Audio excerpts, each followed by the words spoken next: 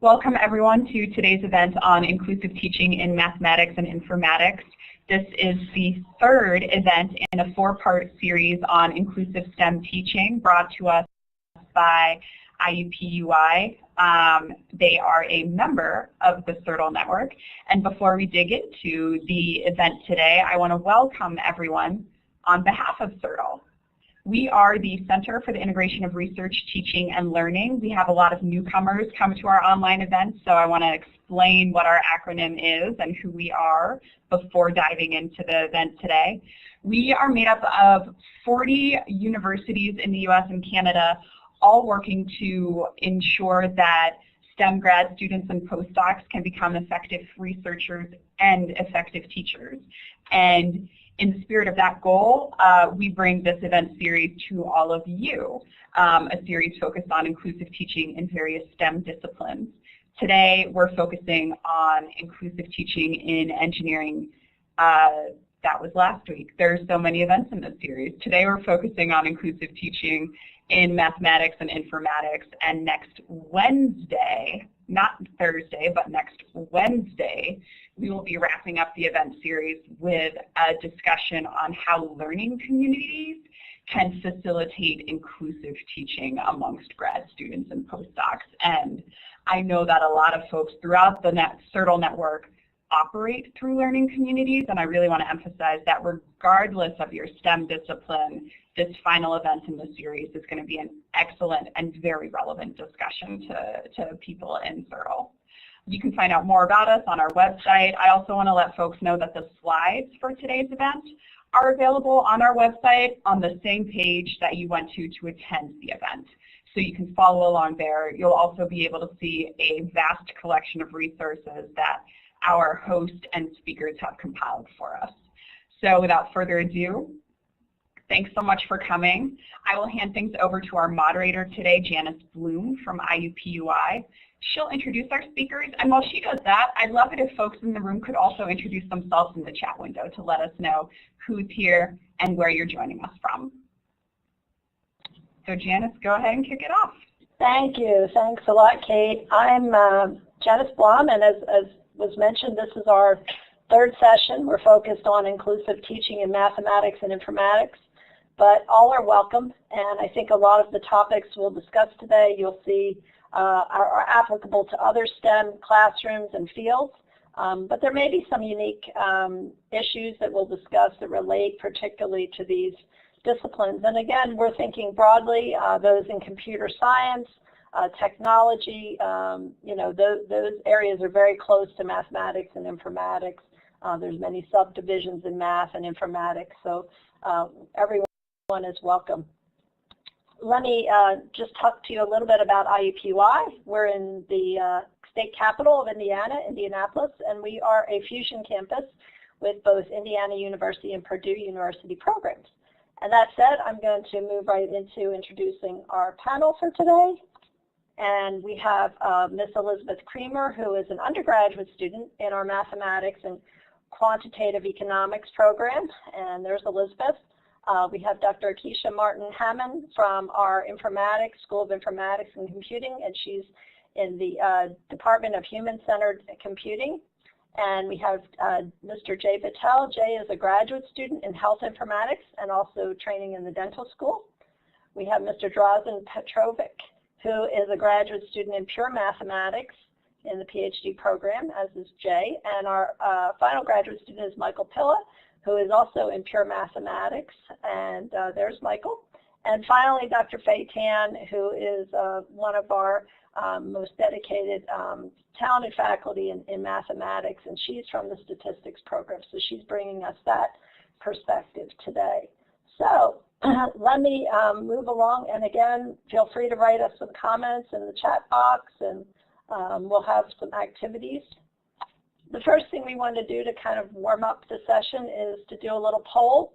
As Kate said, there's a little spot for you right above the list of names, and you can tell us whether you're an undergraduate, a graduate student, a postdoctoral scholar, faculty or administrator, or other, and we'll have that tallied up in a minute. And I would encourage my panelists to also tell me what you are as well, so, or tell us who you are as part of the poll. And we can see that appearing in the box. And Kate will give us the results in a second. And here I am. I should share myself.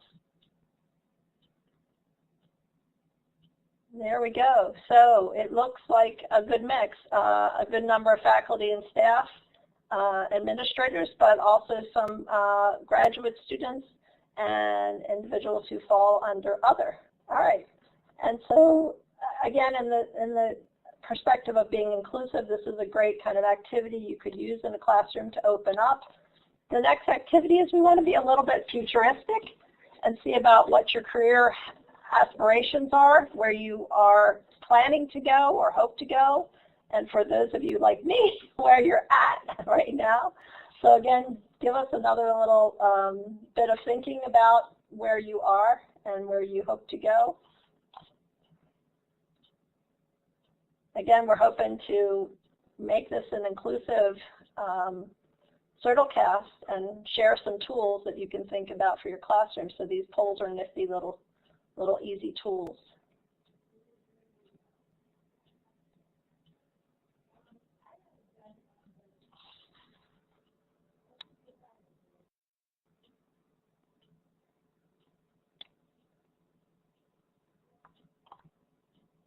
Okay, so we've got a lot of individuals interested in teaching and faculty research positions, and some who are in administration, and some who are thinking about industry, which is great, and other. And one of the things we've thought about a lot at IUPUI is while our focus today is going to be on teaching in a classroom, you know, there are a lot of applications if you go into industry or other careers, advising, counseling, where you will have to work towards inclusion. So we welcome individuals who are coming to participate today who have other aspirations.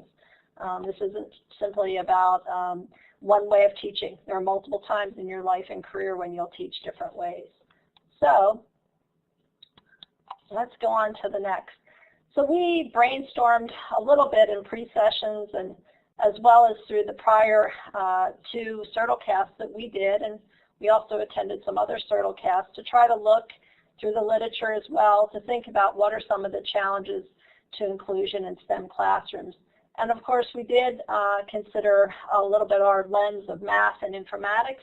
And so certainly the culture within a department, a school, or discipline can present challenges. From the Society and Education Journal, a quote, "We've come a long way, but math's still a boys' club." Your classroom design or format, you know, what's the ratio of faculty to students? Will it facilitate bringing everyone together in close contact, or is it a large room? Do you have to think differently about that design? Some students come in with more or less familiarity with the terminology in math or informatics and computing, and that's true of all STEM fields, and that can be a challenge. Students have different levels of proficiency or knowledge when they may enter your classroom. And then there's the issue as an instructor you might face in terms of the time in the curriculum or the flexibility in your curriculum for using alternate means of delivery and try to move things around to make the class more inclusive. We'll talk a little bit about stereotype threat, implicit bias, socioeconomic diversity. You know, that's true of students while they're in college, but also their background. What type of high school did they come from? Where did they grow up? Their family backgrounds. We deal with a lot of different types of students in Indiana, some coming from rural backgrounds, some coming from the suburbs, some coming from our city, because we're a very large city with a lot of different students coming in. The other issue, which we'll talk about at the end in particular, is the difference between some of our faculty and our students. And so low numbers of diverse faculty and mentors, which means that we all need to work to be more inclusive.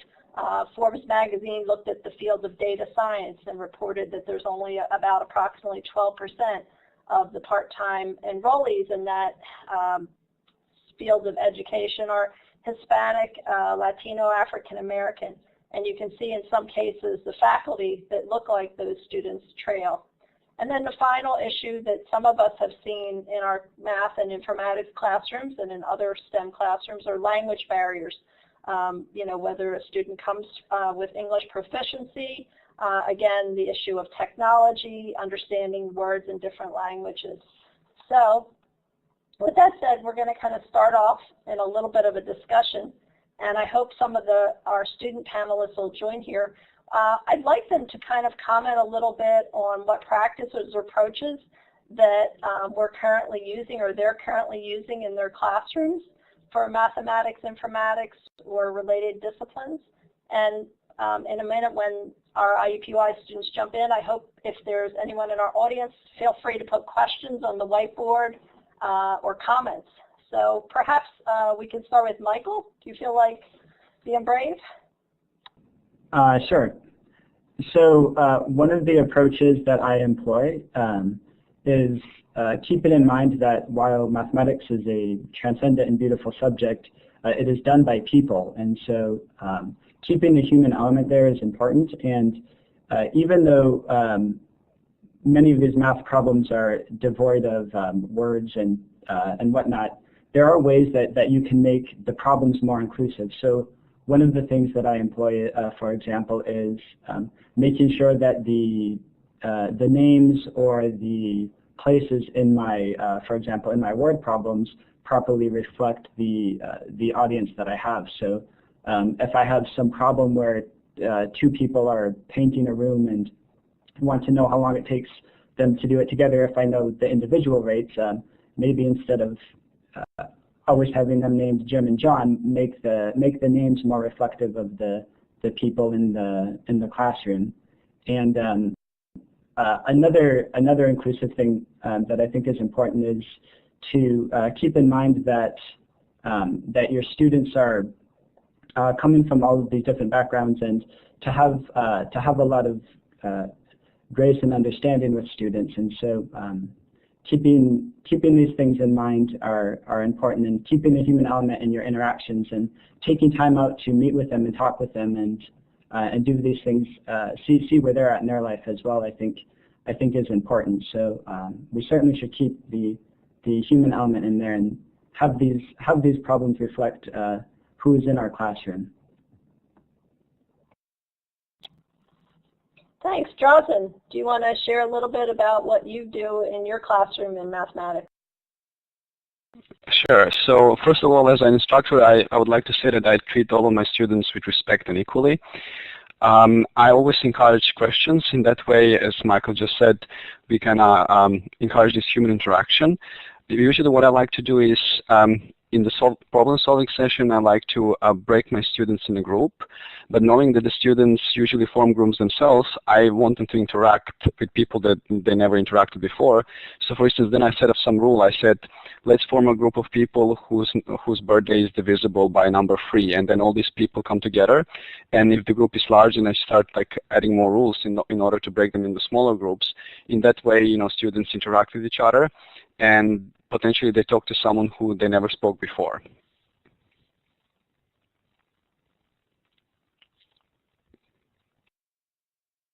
Great. Jay, do you want to tell us a little bit about informatics? Sure, thank you. So since I'm coming from a medical and dental background and I'm doing my PhD in informatics, I was trying to apply what I learned in my background. So initially what I found that most of the professors and they use the PowerPoint presentations. So I started using whiteboards and actually writing everything on the whiteboard with using different presentation styles like different color markers, sticky notes. That actually shows a process of how we, like for instance, we are developing a program. How do we design the program? How do we develop it? How do we pre-process it? How do we apply it? If this all process is right in one slide, a student would have hard time to understand it.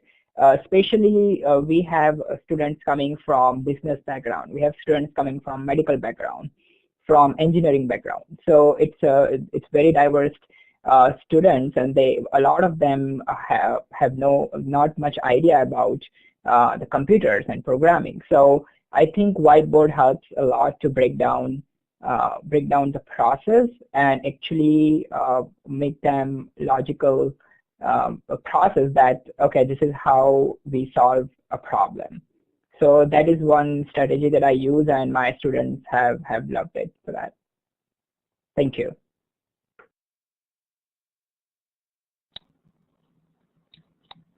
Okay, Faye, real quickly.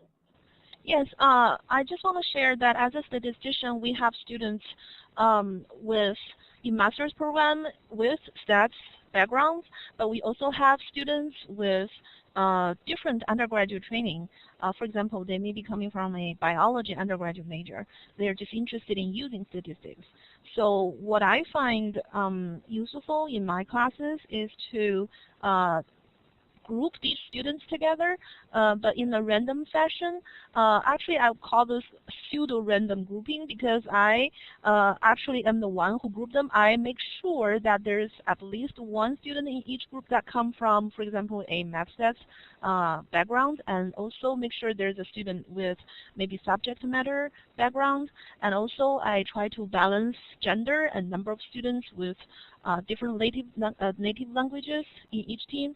I think this is a way to help them learn how to collaborate together. Also, this is in this kind of environment, people have complementary strengths, so they can learn from each other actually. Great, and I see we have some comments on the whiteboard. I'm going to let Michael speak, but there are also some questions popping up if we have a second. So Michael. Yes, I was just going to call attention. One of the comments I liked a lot. It says, being conscious to call on all students, including those who may have names that are difficult to pronounce. This is an excellent way to not only show the students that they're visible to you, but that you care enough to know their name, and it could be a segue into having these better conversations with the students. So I really liked that comment.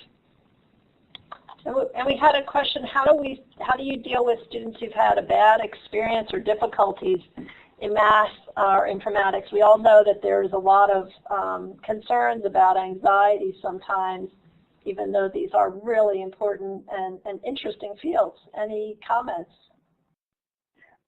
Yeah, I have had many students like that. So what I usually do, I provide them extra material to learn the basics of informatics, and not only the material, but also in every class, the first 45 minutes we go through the basics, and so that they can catch up with the other students who are from the similar background. And also when in the homeworks and assignment, it's very much balanced with the people who can do the basics and who can also do the advanced level. Great, thanks Jay. Elizabeth, you have a comment? Yeah, definitely. So I mean, as a woman in STEM, I feel like that I sometimes have to prove myself like in my ability. So giving those students who the opportunity to do so, I think, is important. So being able to calling on women in your classroom and allowing them to, show that they understand what everyone else might do too. I agree, and I think that's one of the challenges in all of the STEM classrooms, that oftentimes individuals feel underrepresented, perhaps because of the instructor or just the way the classroom looks, and so we need to work really hard to keep that in our mind. There's some questions about if you have any hints on how to make students feel included that are in online classes or perhaps through some outside activities. I like Jay sharing those extra materials because I think that could be done online as well. And even online, thinking about using, writing out students' names. There's another question coming up. I'll try to look at it. So something like you may not know until they're performing poorly, and how do you identify those students? Anybody have any suggestions on identifying students early on? Actually, usually before the first day of the class, I take the assessment test, and that test is designed in a way that how much do they know about the content, and these questions are actually are validated from many years. So it's from the ECE evaluation. They make these tests, and that way we would know at the first day what are the students' level. And in fact, I also modify the content of the class based on that as well. That's great. That's helpful. I'm going to move us to the next question just to keep us on time. And this is one where I think Akeisha and Faye can start and help us a little bit. So how can instructors leverage inclusive teaching practices in STEM courses to improve the drop, fail, withdrawal rates? Faye, did you want to add something here? Sure. I think in math classes, usually students who fail the developmental math course will try to retake the same class again, but many times they may end up with the same result. So you can imagine this kind of fail and repeat and then fail again. This kind of cycle could be hard to manage for minority students, especially if you consider the financial burden associated with repeatedly taking the class. So in some, at the same time, in some gateway math classes, when the unprepared students withdraw, they are encouraged by the instructor to re-enroll in a lower level math class to improve their skills to get ready. But in practice, there may be difficulties, for example, conflict in schedule, so that they're not actually able to re-enroll in a lower level math class, or there may not be enough seats in the section that they want to take, or people may just have tendency to put off taking mathematics. So these are some of the factors that contribute to the for example, high DFW rate in math classes. So we, I think at IUPUI we use a computerized exam system, ALEX, to test the the mathematics background for all the entry freshman students in order to determine their math level and to find the most appropriate class for them. Once the system identifies the student's weakness area, the students can actually use the system to take these tailored and targeted lessons in order to practice and improve. So in order to help these students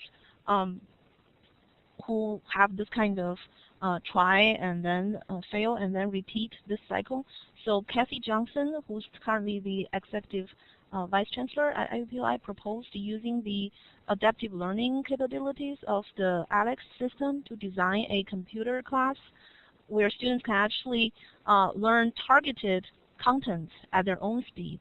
And one of the advantages of using the ALEX system would be the lower course fee compared to the current textbook cost, which could be an important factor, for example, for underrepresented students.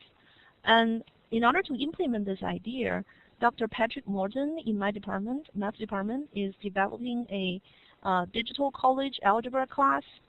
I think the class is being offered in the coming fall of 2018 using the ALEX systems course version.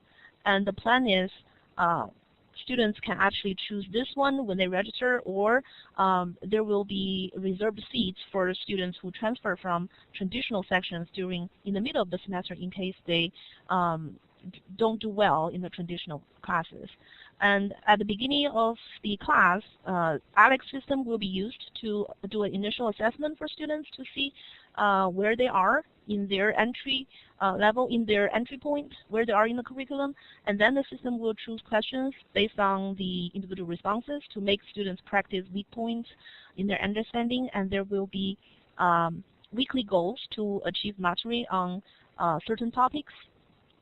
And the reason we think this is a good option is that people have actually observed better student performance in other universities if students take a failed course again using an adaptive learning software, for example, such as the Alex that we are using here. So people believe this is because students are not required to repeat the contents that they already know, and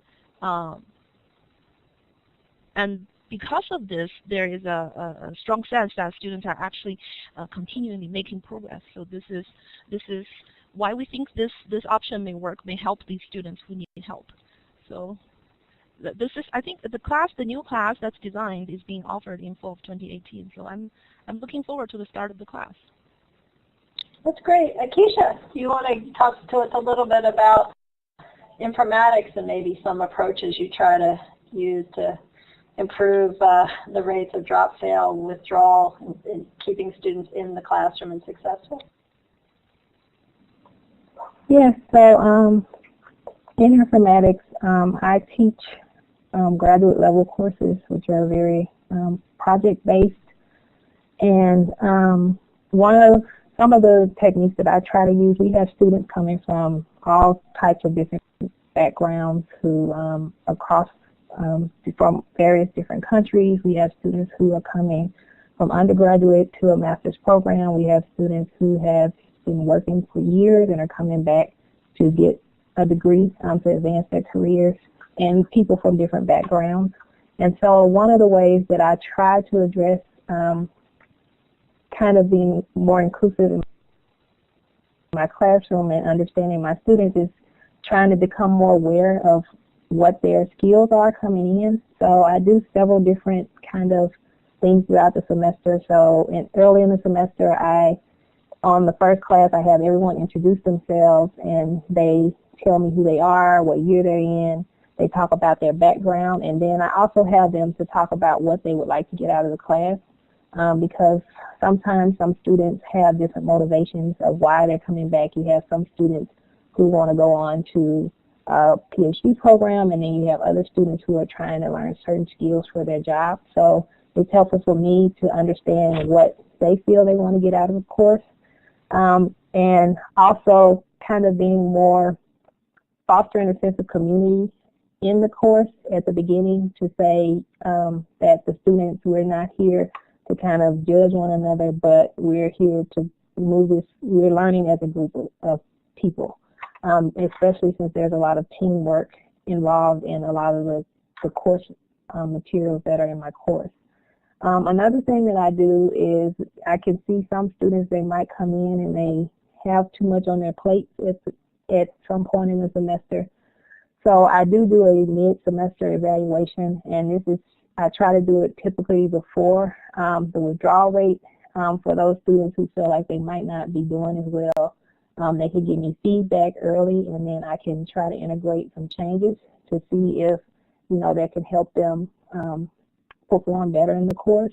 But it also gives them a chance, if they really think that the course is not something for them, to have a chance to withdraw instead of ending up with a bad grade and having to retake the course. And for the students that drop out because the course material is not necessarily what they thought that it should be, or they feel like there are some skills, I do try to take that advice throughout the course and talk to those students before they decide to drop. So they'll typically tell me, hey, I'm thinking of dropping the course. I really want to get this skill, and I feel like this is the course doesn't necessarily cover this skill. So I try to meet with them and see if there's some way to get them those skills out of the course. And if not, then let them know, okay, well, you're not going to get this, and so maybe it's better for you to look at this course or this course, and I do take their feedback into consideration when I'm designing the course for the next year. That's great, and I think those are really valuable points, both about the kind of assessment as you go along and also kind of working with students to make sure they understand what the course is designed for and what are their goals and expectations. I think particularly in math, computer science, and informatics, students tend to, have a perception of what they're going to do in these classrooms, and it may not be exactly what that particular course is designed for.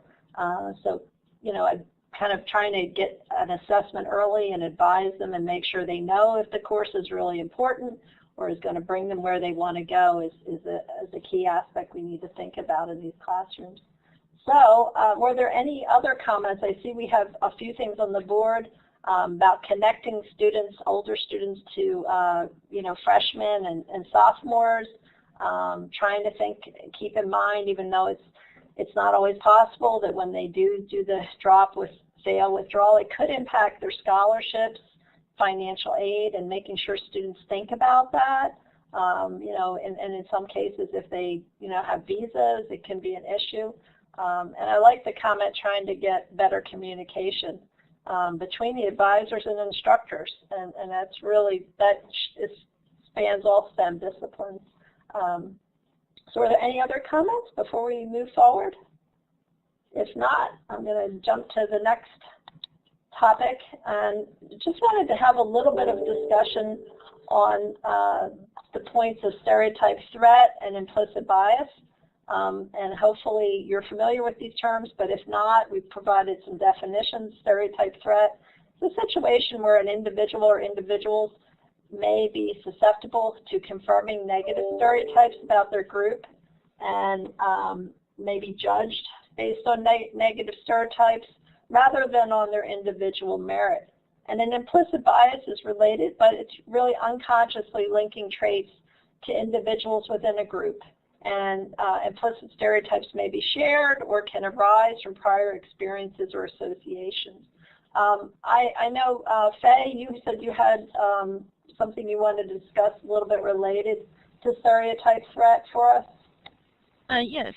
So this example may be a little bit non-traditional, but I used to have a PhD student who come to me telling me that during his first semester at IUPUI, this is a Chinese PhD student, where the background assumption is that usually, people may assume that Asian students are good at math classes. But what this Chinese student told me is that in his first semester at IUPUI, it was actually very hard for him to understand what his teachers were saying in classes because of the language barriers, just because back in China, the instructional language is not English.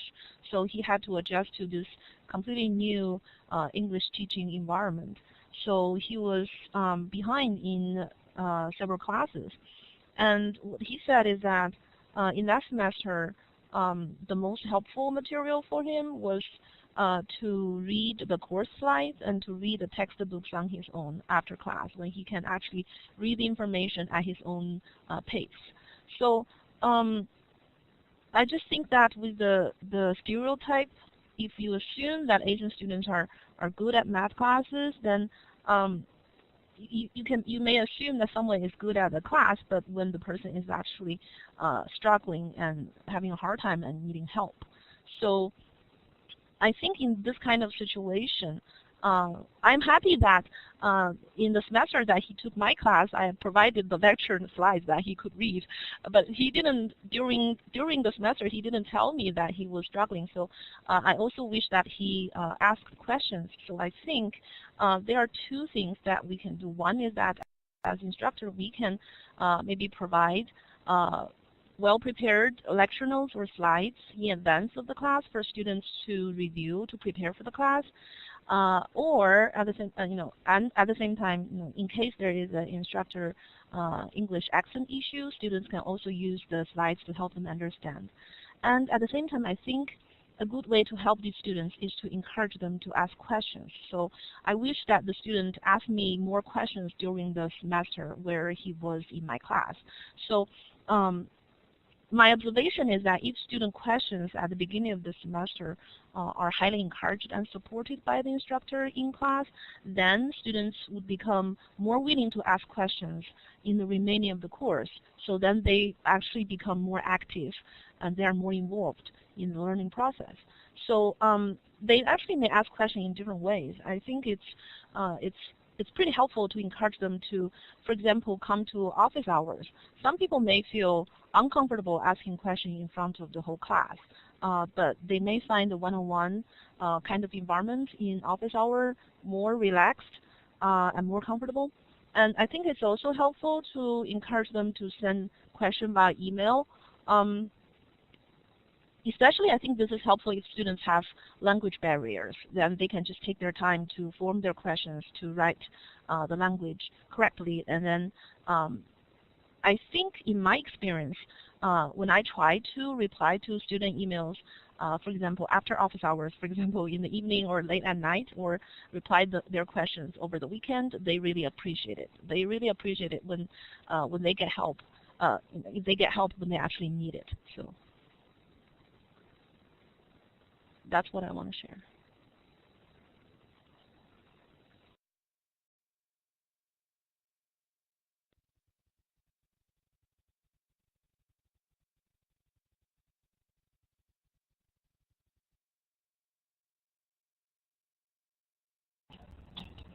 It looks like we briefly lost Janice, our moderator. If other panelists want to chime in with their commentary on this point, that would be great.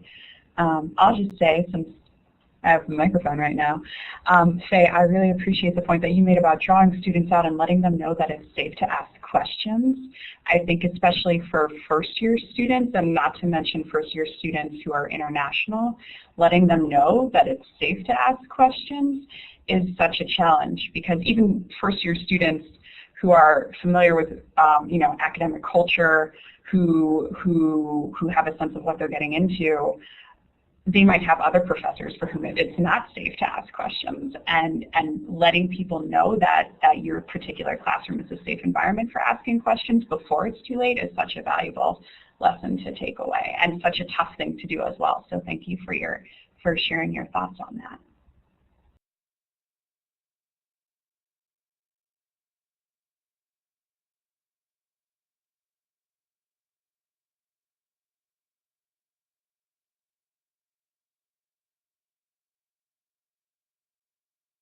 I can comment on that as well. I think it's important to realize that the White House in 2015, they produced some statistics about first-year STEM students, and 60% of students who start in STEM actually leave, change their major after their first year, just due to those heavier weed-out classes, the classes that are harder that you need before you can either declare your major or start getting into more major focused classes, so the Calc 1 and Calc 2 classes, and understanding they don't really, in those classes, we're not seeing, we're not doing the work that maybe we want to do, or if it's an engineering student even, they're not seeing how this relates yet to what they're going to do. So if they're uncomfortable in that first class, they're like, am I ever going to even get anything out of this degree?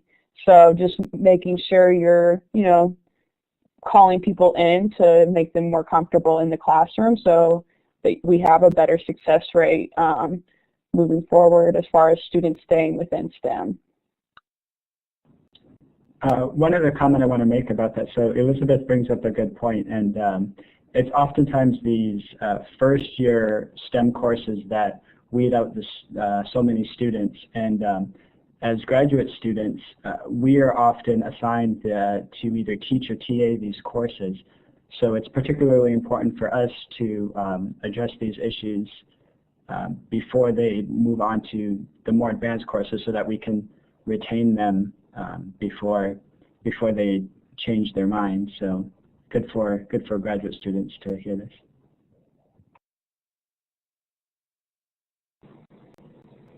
This sounds good. Thanks. I'm back again. Sorry, I jumped off for a moment there. I'm using someone else's computer, so I'm going to ask Catlin if you can advance the slide for me. Great. So next we wanted to look at a little bit how do changes in college demographics shape our efforts for inclusive classrooms. And I think this is something that's it's taking a lot of time certainly to happen. but it's something we need to be thoughtful about. Catlin, if you can jump to the next slide. That's great. Elizabeth, you were going to help us with this and go through it a little bit.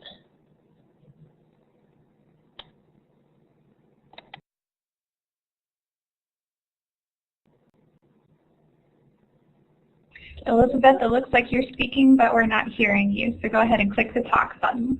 There we go. Yep.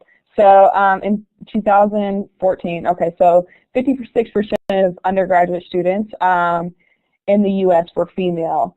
But then in computer information science, only 20% of those faculty were female, and 29% of mathematics faculty in the U.S. were female. So just seeing how if 56% of the students are female, that's not being represented at the faculty level. And then there's 17.3% of students in the U.S.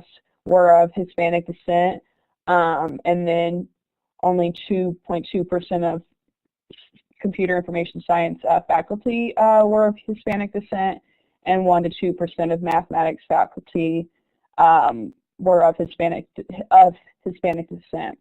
And then 5.6% of undergraduate students in the U.S. were of Asian descent, but 24.2% of computer information science faculty were of Asian descent. And then it ranges from 2 to 20% of mathematics faculty in the U.S. are of Asian descent. And then with people of color, African Americans, 13.1% of students, undergraduate students, are Black or African American, and then but 12.2% of faculty for computer information science were Black or African American, and 0 to 4% of mathematics faculty in the U.S. were Black or African American. And just understanding that not having someone that looks like you teaching you, and how that and they're not able to understand some of the challenges you have. I know as a woman, going in and speaking with my professor for the first time, he said to me, "You don't look like a math student."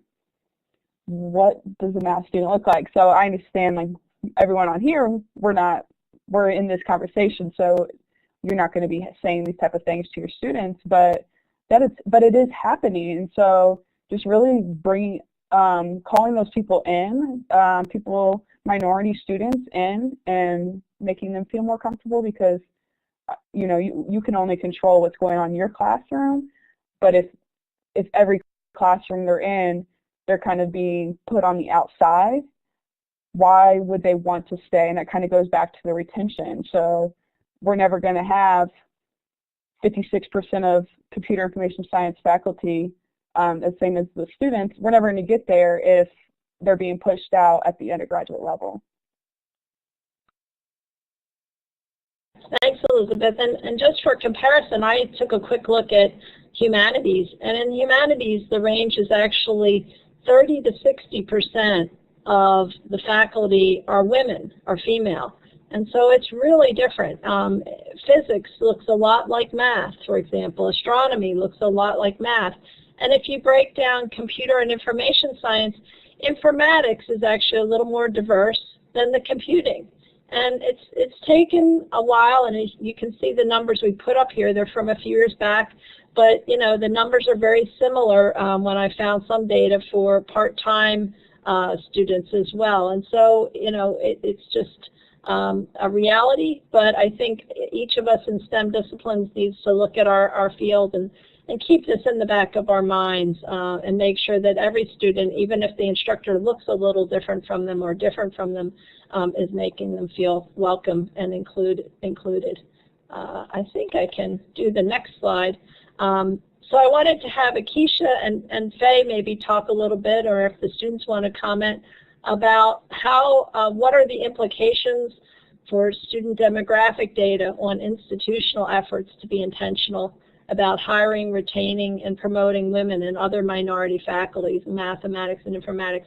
Is there change happening, or how do we make change happen, or how do we at least work to make sure that all voices are heard in discussions on faculty hiring and promotion and tenure? Faye or Keisha?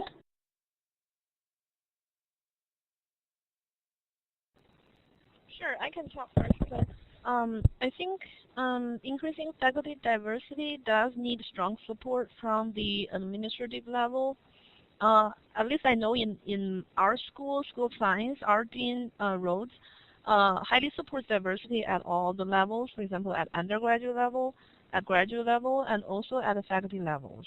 I think this is very important because, only when there is a diverse undergraduate population, someday in the future it can become a diverse graduate population, which, again, someday later can become a diverse faculty population. So it all depends on, the basis.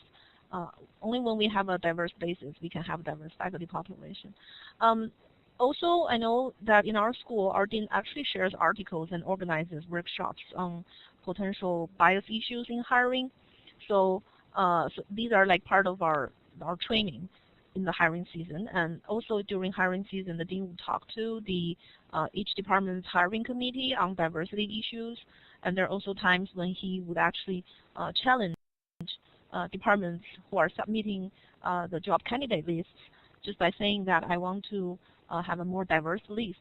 So these are all things that I think can help increase faculty diversity in hiring.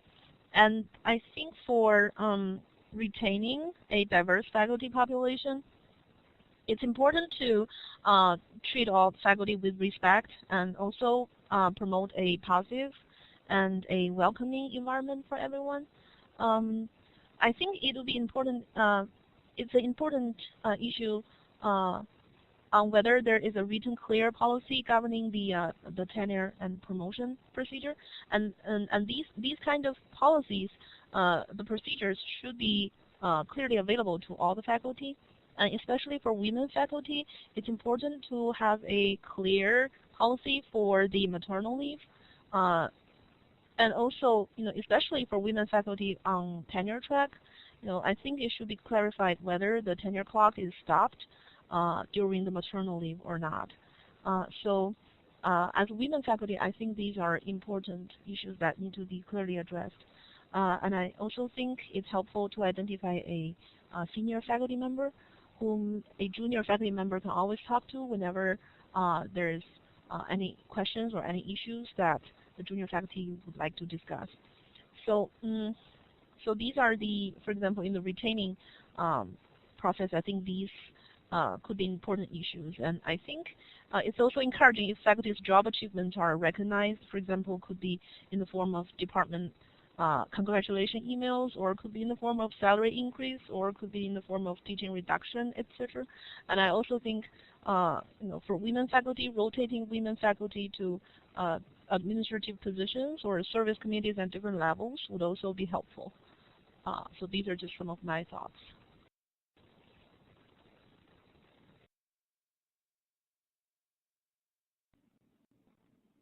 So I agree with what Faye said, but some things to add. I think just being aware of the numbers when you're going through the hiring season can help you create better strategies. Because if you look back at the previous slide and some of the data that comes out of that, some years you may have only 1 or 2 people graduating with a PhD in some of these groups.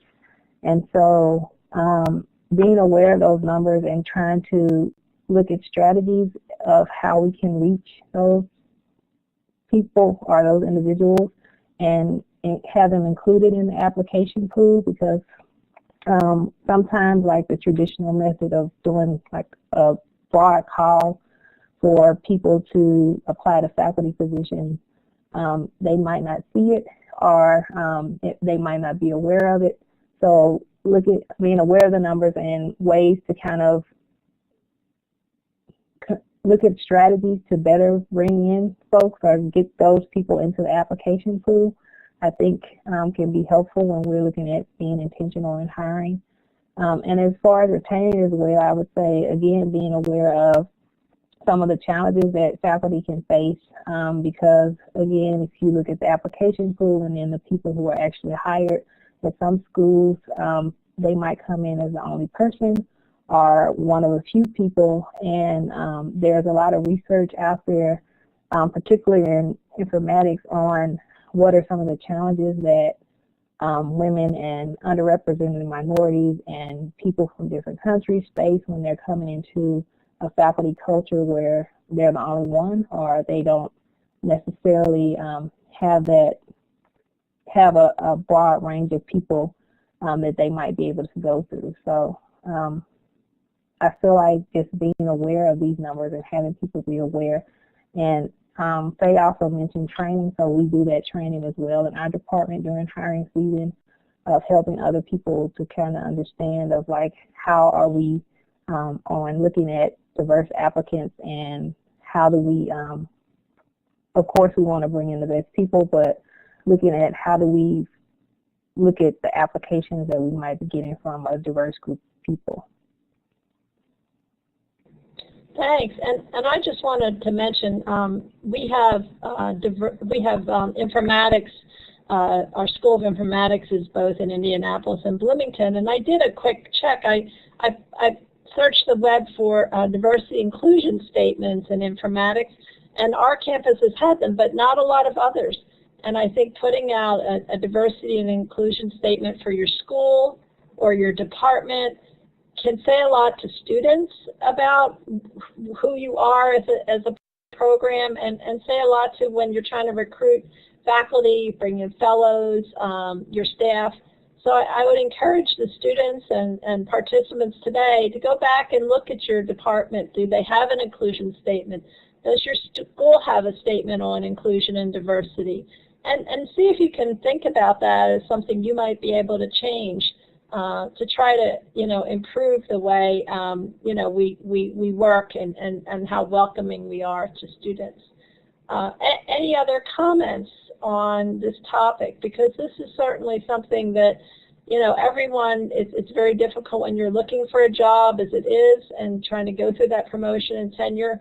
And I think, everyone wants to view that the process is fair and open and that they'll be supported. It's very expensive to bring in faculty and staff, and so I think our job should always be thinking about how to keep them and make them feel supported.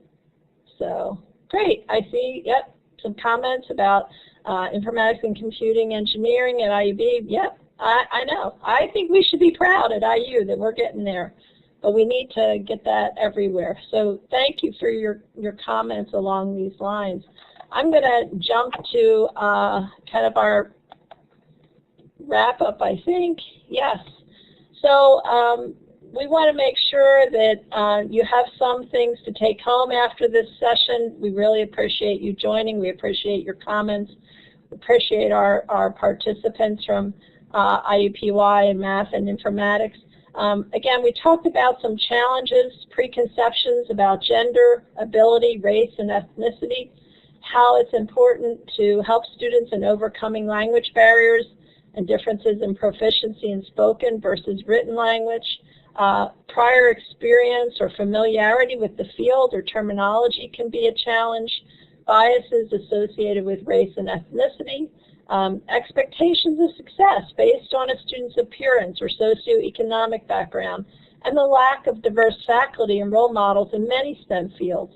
So what we're offering today is some suggestions or approaches, is thinking about, as our students said, using teams and collaborative projects in your classroom. Try to make sure everyone feels included and welcome. Thinking about offering class materials ahead of time in written and verbal formats. Encouraging student engagement and persistence, kind of as Faye mentioned, and Nikisha, doing those check-ins with students, doing some testing, assessment, as Jay said, to make it more supportive. Thinking about inclusion projects that are focused on the common good, community engagement. We did a session on civic engagement. A lot of women and underrepresented minorities in STEM fields actively participate in civic engagement, and it's a great way to bring them get them feeling better about the class and what they're going to have as an outcome. fostering stronger faculty and student connections is always important, and including in that a respect for the well-being of individuals and viewing everyone as an individual. Assessment and learning, such as ALACs, is something we're testing here at IUPUI and other institutions. And then our statement on inclusion for your school or your department. And if you want to think about talking to your institution, I see Robin's put up the one from our Bloomington school. You know, these are really good examples. And then finally, as we kind of talked about at the end as well, intentional training and hiring processes, thinking about diversity, not just in faculty but also in staff, and the mentor and role models roles that we hope our future faculty are going to grow into. So those are some of the solutions that we've been able to use and we've thought about in our classrooms here at IUPUI, and I hope you'll think about using them back at your institution. We have some resources, and our slides are posted on the CIRTL site, but we have some of the data where we obtained the data from Informatics on diversity, mathematics, and some of the student data, as well as some references that you can look at. A great one is the first one, Mathematics for Human Flourishing. Michael brought this to our attention.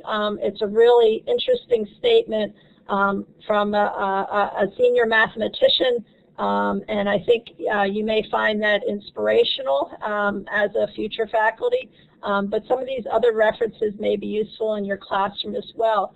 I'm going to end. If you have any questions for us, feel free to put them in the chat box or raise them quickly. But we again appreciate everyone joining us today, and thank you to all of my panelists and my good colleagues at IUPUI.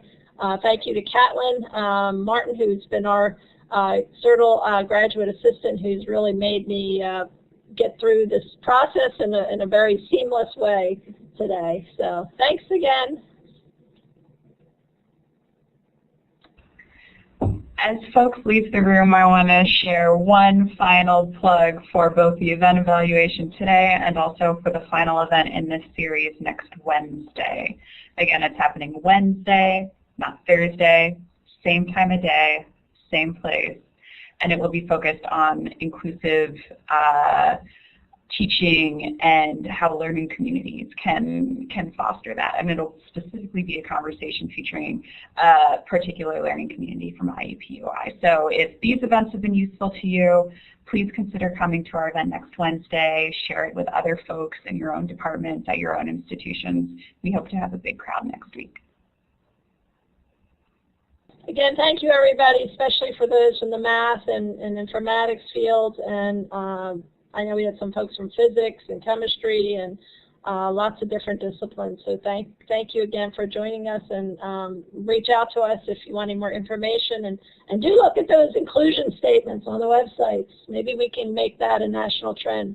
Thanks again. Bye.